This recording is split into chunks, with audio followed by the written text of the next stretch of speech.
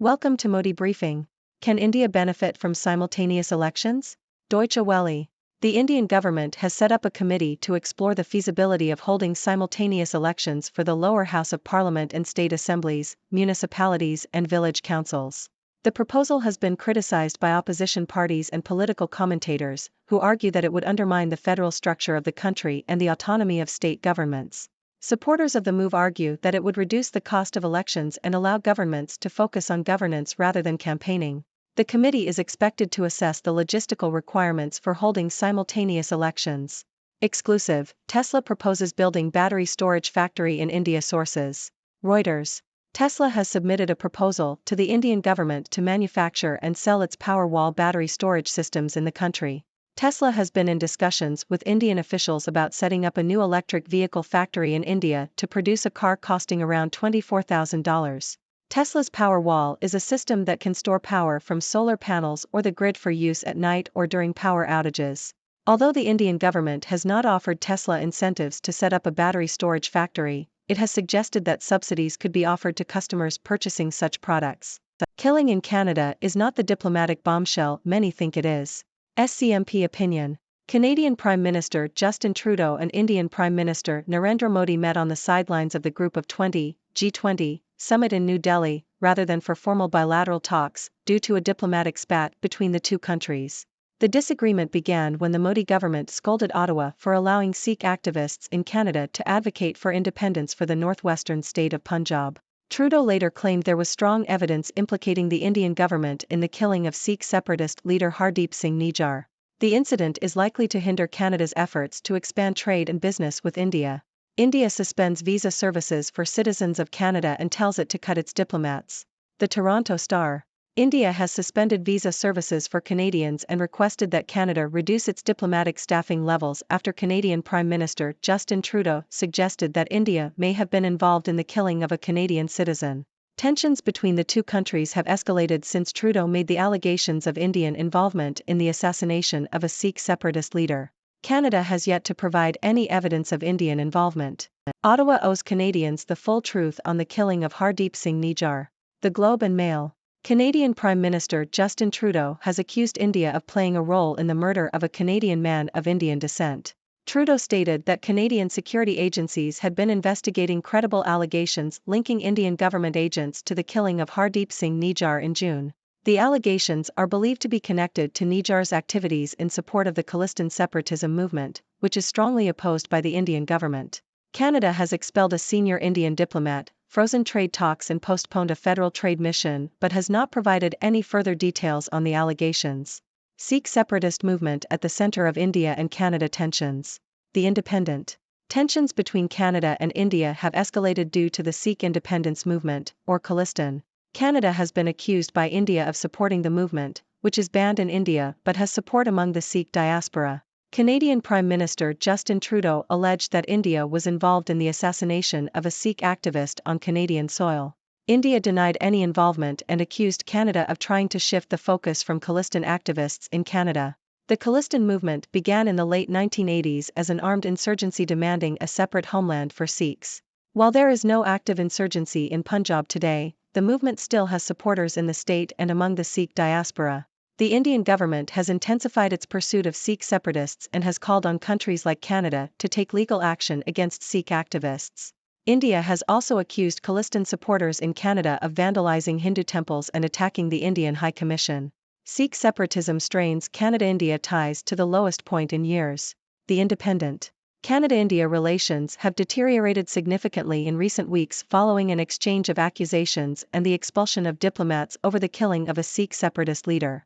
The dispute threatens to create a lasting rift between the two countries, which would be an awkward situation for Western nations seeking to strengthen ties with India as a counterweight to China. The strain in relations emerged at the G20 summit earlier this month when Canadian Prime Minister Justin Trudeau received a snub from Indian Prime Minister Narendra Modi. Trudeau subsequently confronted Modi with Canada's suspicions about an assassination plot. India has accused Canada of being soft on Sikh separatists, while Canada has raised concerns about India's alleged involvement in the killing of the Sikh leader. The tensions have led to Canada halting talks on a new trade deal with India. While the allegations may damage Modi's growing soft power in the West, experts suggest that the strategic convergence between India and Western democracies on countering China is too strong for relations to be significantly affected. BRICS invitation puts Argentina in a tough spot. Foreign policy. The invitation for Argentina to join the BRICS grouping has sparked a lively debate within the country. While the current government and many analysts see it as an opportunity for Argentina to engage in soft balancing against the US and to adapt to a multipolar world, there is opposition from the opposition parties. The leading candidate, Javier Milei, has been critical of China and Brazil, and has vowed to reject the invitation. The other candidate, Patricia Bullrich, has also promised to reject the invitation, citing the war in Ukraine and Argentina's troubled relationship with Iran. If either of these candidates win the presidential election in October, it would likely make Argentina the first country to decline the invitation to join the BRICS bloc. The opposition to the invitation highlights three ways in which the BRICS grouping has changed over the years. First, the inclusion of Iran as a member changes the nature of the bloc and makes it politically more costly for countries seeking a non-aligned foreign policy. Second, Russia's invasion of Ukraine has made it more difficult for countries to articulate a neutral stance. Finally, China's growing influence within the group has weakened the autonomy of other member countries. China has sought to take control of the group, and its desire to expand the grouping and dictate the countries to invite shows that it is becoming more comfortable exercising leadership within the bloc. This poses a challenge for countries like Argentina and Brazil, who want to strengthen ties with China while also preserving ties with the West. Bill on 33% quota for women in legislatures passes lower house of Indian Parliament. Diplomat. India's lower house of parliament, the Lok Sabha, has passed the Women's Reservation Bill, 27 years after it was first proposed. The bill seeks to reserve 33% of seats in the Lok Sabha and state legislative assemblies for women. It was passed with near unanimity, with 454 legislators voting for the bill and just 2 opposing it. The bill will now need to be passed by the upper house, the Rajya Sabha, and then by 50% of the state assemblies. However, the bill stipulates that the policy of reservation of seats for women will only continue for a period of 15 years, and seats reserved for women will be rotated every 10 years. The bill has been criticized by opposition leaders who argue that it is more of an election gimmick than a serious attempt to increase women's participation in the legislature. They also oppose linking the women's quota to the decadal population census, as the next census has not yet been held and the delimitation of electoral boundaries has been postponed until 2026. Therefore, women's reservation may not be implemented until after 2029 or even 2039. India expels Canadian diplomat in furious tit-for-tat over Sikh leader. The Independent. India has expelled a senior Canadian diplomat in a tit-for-tat response to Canada's expulsion of an Indian diplomat.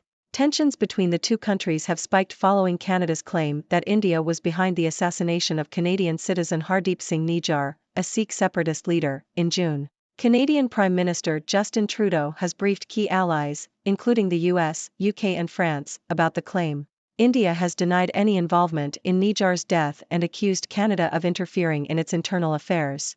Nijjar's murder has led to concerns for the safety of other Canadian Sikhs, who are reportedly on Indian hit lists. Canadian Sikhs hail Trudeau for vocalizing their cause against India.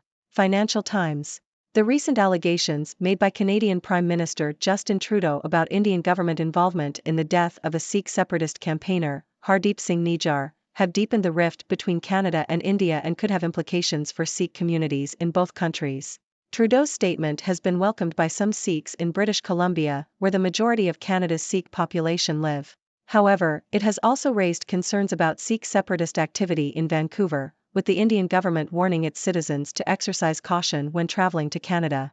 The row comes at a time when Indian Prime Minister Narendra Modi is looking to establish India as a global superpower. Sikhs make up around 2% of Canada's population, but are well represented in the country's politics and business. Sikh activists have praised the freedoms offered by Canada, which have allowed them to campaign against the Indian government. However, the assassination of a Sikh activist on Canadian soil would be unprecedented and could prompt questions about whether Canada is harboring those who pose a threat to other countries. Thank you for tuning in. The content above showcases the latest briefing reports and analytical synopses, thoughtfully curated by the 6Do team. These insights stem from a wide array of reputable media outlets, think tanks, government sources, and specialized experts worldwide. We encourage you to explore these sources for a comprehensive perspective. Keep in mind that while the content may not always align with the official standpoint of 6Do Brief, it's not meant to be taken as absolute directives for decision-making. Comprising seasoned media professionals, learned scholars, and accomplished scientists, the 6Do team embodies a trailblazing, fully independent media entity. To customize 6Do Brief to meet your professional needs, you have the option to subscribe to a diverse array of briefings on our website, 6dobrief.com. Regardless of your location, you can conveniently receive 6Do Brief via email.